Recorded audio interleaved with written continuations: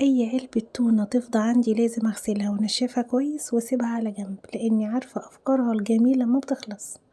والفكرة دي من احلى الافكار واسهل الافكار اللي هنعملها من علب التونة.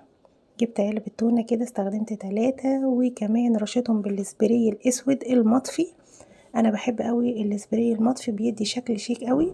وهبدأ الزقهم على بعض بحيث ان هما يبقوا واقفين بالشكل ده.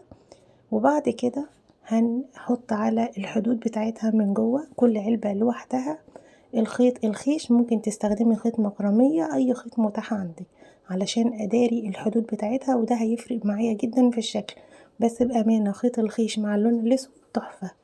وبعد كده هنلف على الاطار من بره صفين بس من خيط الخيش، صف على الحافة من فوق وصف على القاعدة من تحت، بحيث اربطها ببعضها واثبتهم في بعض، وهيفرق معايا كمان جدا في الشكل، هيديني شكل رائع. زي ما قلنا كده لازم نبين جزء من اللون الاسود كده. خلاص اصلا كونها ان هي علب تونة خلاص انتهت، هي شكلها بقى تحفة لوحدها.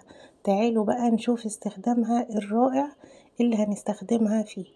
انا هحط فيها ورود كده، واحط كمان وحدة اضاءة في واحدة من ال3. حطيت فروع خضرة كانت عندي من بواقي فروع خضرة كده وورد، وهنا استخدمت الميني لايت دي، وهحط معاها برضو جزء من الورق الاخضر ده.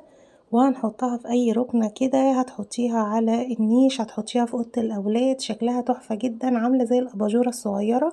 بس بجد منظر الزرع اللي فيها تحفة جدا، جربوها تعجبكم.